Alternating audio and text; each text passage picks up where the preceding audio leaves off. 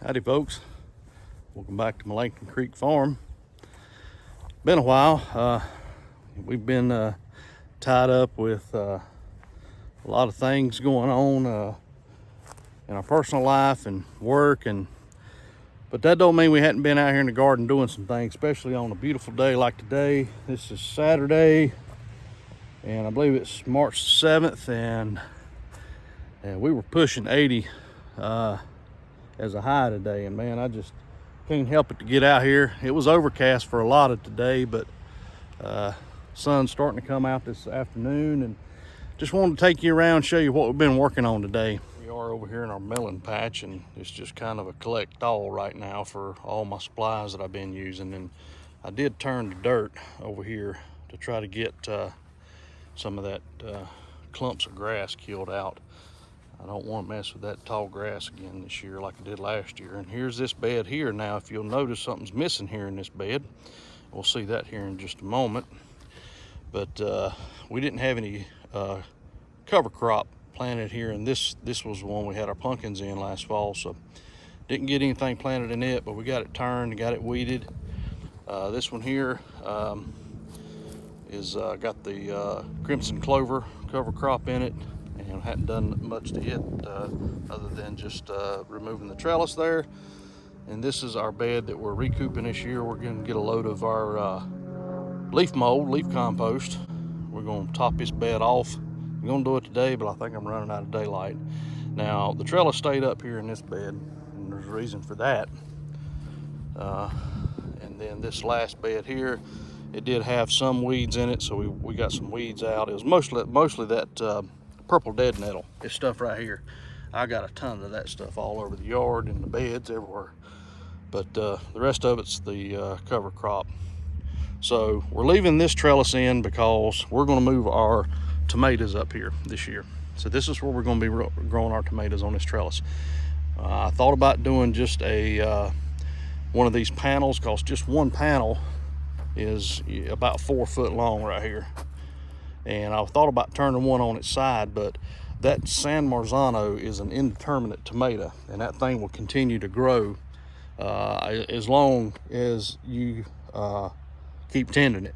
I mean, it'll grow up right till frost. So 4 foot's really not exactly high enough. So we're going to just plant them down this side of this bed, down this side of this bed, and just let them grow all over the trellis like we did our green beans last year. Now, the trellis that was down there, we moved it to the other bed. So, but I want to take you this way because show you our new deer prevention fence, we hope.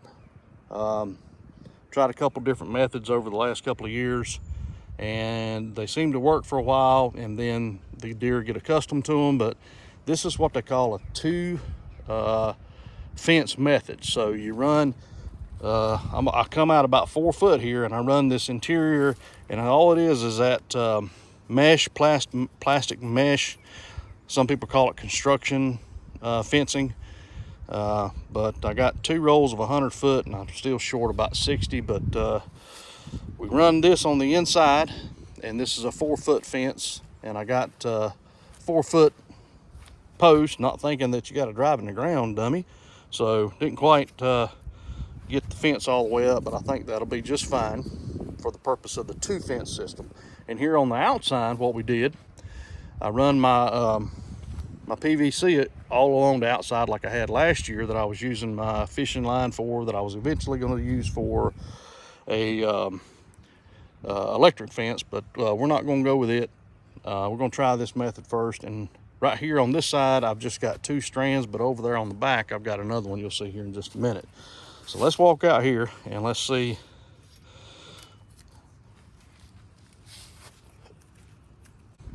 I got one just a little under waist high here, and then one up about chest high. And then at the bottom on the other side, you'll see we've got one that is down a little lower. So this is about 4 foot out from that interior fence. And what they say, and you know who they are, people smarter than me, but it makes sense when they explain how this 2 fence method works. It's A deer will jump 10 foot straight up. If they see one fence, they'll try to jump the whole fence. But what it is, it's messes with their depth perception. Deer doesn't have that much of a depth perception. They can't tell how far this fence is from that fence, so they won't attempt to jump over both. Now, will they jump over just one and then jump over the other one, or climb through it? It's possible, but we went with this yellow on the outside for visual.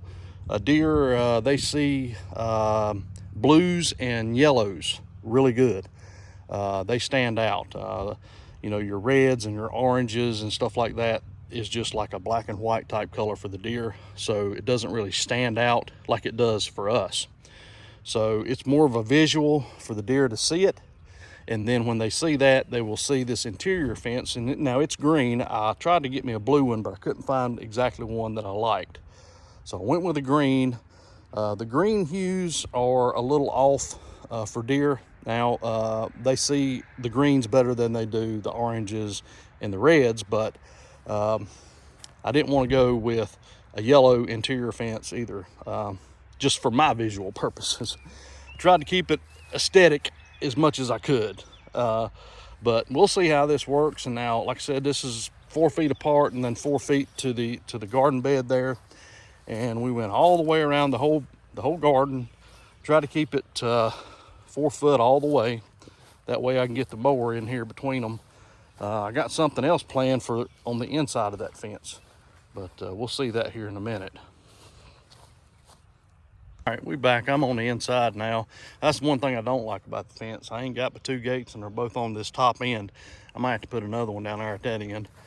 But we're going to come in here all the way through here and all the way up through between the interior fence and the beds. We're going to plant wildflowers. I got a pollinator mix that I'm going to be sowing all out in here. I'm still going to grow the companion flowers with some of the crops that we're going to be growing, but as far as pollinator flowers, we're just going to make a big flower bed all the way up through here. So excited to see how that turns out. Strawberries are thick, I'm going to tell you. The deer got in here a while back when the bird cloth got blowed off, but they've already recovered and they're growing. I mean, they're just thick in here. So looking for a bumper crop on the strawberries this year. Now this bed here and the rest of them we've got planted in our crimson clover. All right, so here's the other trellis that we had down here. Now we are going to be growing our pole beans down here. So we're going to be planting them on this side of the bed and then that side. And now here, these beds are a few feet longer, so we got a little extra room here. Not quite enough to put another panel in, but we've got a plan for what we're going to grow here on the ends as well. So, and you can see the fencing all the way up through here, and we got up to this point right here, and I ran out. So that's 200 foot of fence that I've run around, and I've got probably at least another 60 up to back up to the greenhouse up there. So probably buy another 100 foot, and that way I'll have plenty to come back in here with that. That's going to do it for this video, folks. I just wanted to bring you a quick video showing you some updates to the garden.